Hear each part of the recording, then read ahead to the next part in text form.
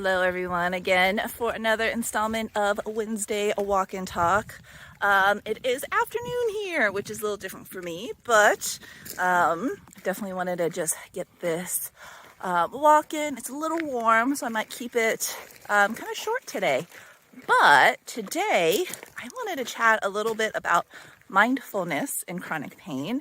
This is something that comes up a lot when I talk to my clients, and this is something that I very frequently get a lot of resistance about when I talk to my clients about it.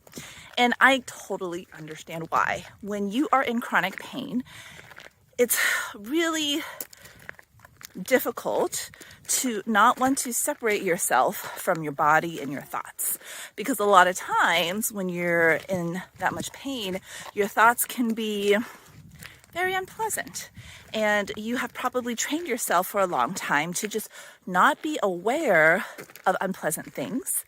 But here's the kicker.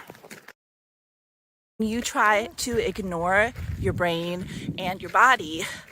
Basically what's happening is you're trying to ignore the signals that your brain and your body are trying to communicate to you. And if you ignore them and you try to shut them out, what happens is they just get louder and louder and louder, to a point where you can't shut them out anymore. And those are the days of your flare-ups. Those are the days where you just feel like, I can't do this anymore, right? So what do you do? What do you do when those signals are so loud that you can't block them out anymore? It sounds kind of counterintuitive, but you literally just pause and pay attention. Now, here's the key. When you pause and pay attention, don't feed into it, but you're just noticing and you're just listening. And this is literally what mindfulness is. It's not, you don't have to sit down and spend 10 minutes of meditation time or anything like that. It is literally just time for you to sit and be. So, for instance, it's really, really easy to really feed into the negative thoughts and emotions when it comes to having chronic pain. And this is something we talked about last week in self-talk. This is just kind of building on itself. Kind of fun how that works, right? But when you notice that you are having these negative self-talk moments, or when you notice you're having a lot of dialogue in your head going that's just super, super negative, just pause and pay attention and just listen. My trick here is almost like stepping back and pretending like the voice that's going on in your head is a really good friend, and that friend is having a really, really rough day. Now, the key is, this is a good friend. You are there because of the person you are. I'm 100% sure. You want to console them and you want to comfort them. As always, Miss Opal has things to say. Hello. So when you are thinking that that voice in your head is somebody else, somebody near and dear to you, most often we are very, very nice to that person. But when it's ourselves, we are our biggest critic. We are the harshest to ourselves. We say things to ourselves that we would never say to anybody else. So my tip is, when you are being mindful and you are noticing there's a lot of self-talk and negativity going around, don't try to squash it.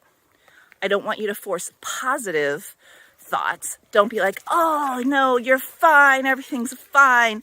Don't do that either. All you have to do is just sit back and just be a good listener. Just let that voice rant a little bit, but don't get sucked into that whirlwind. Just let it rant.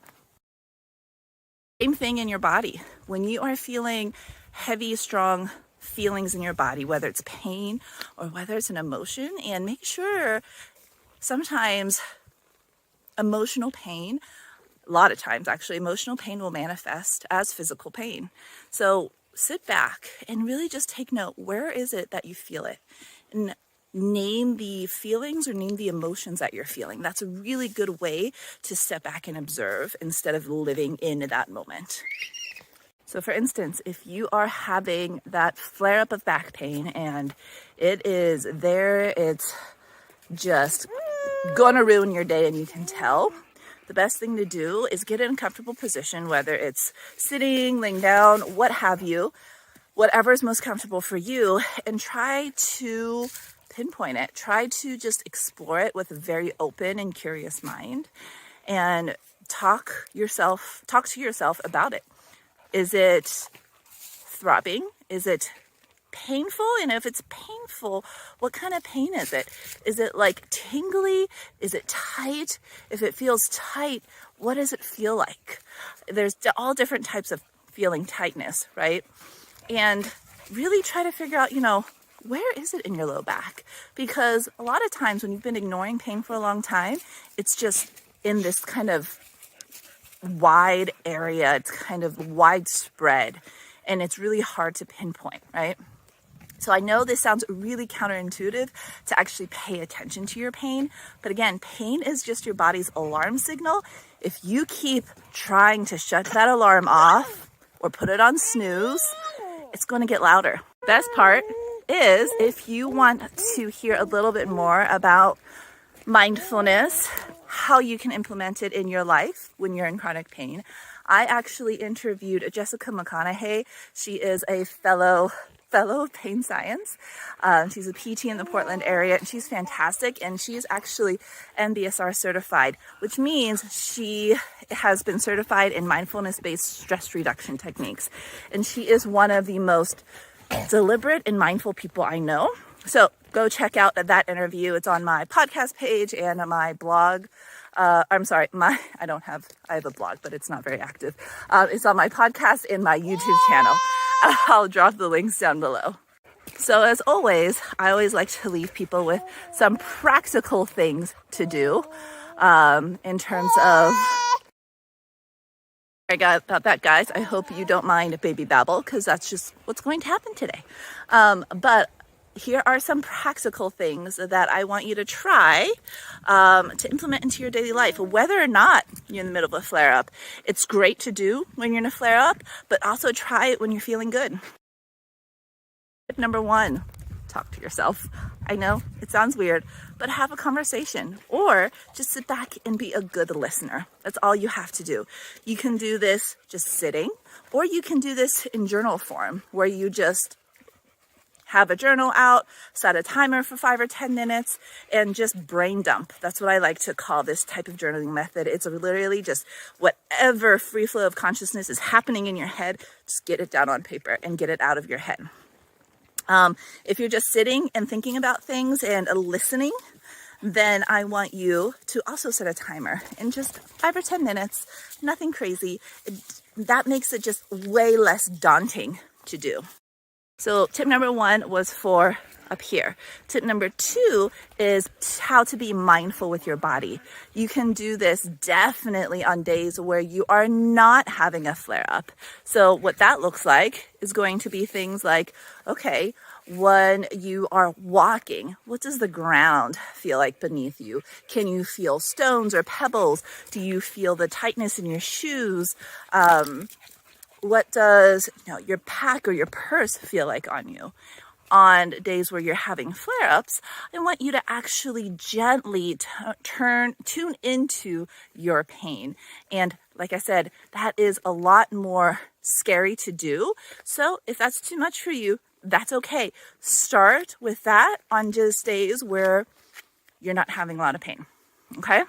And number 3, try these things kind of daily. It doesn't have to be a formal practice where you have a yoga mat and pillows and a meditation time or anything, but really just spending 1 or 2 minutes out of your day to just sit and listen to yourself and sit and pay attention to yourself.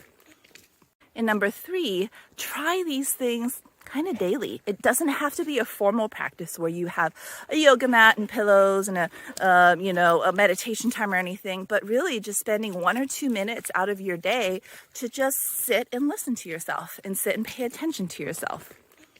So I hope those 3 tips work really well for you.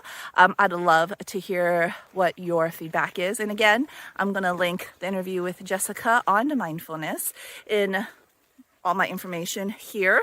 And in the meantime, Opal says hi and bye.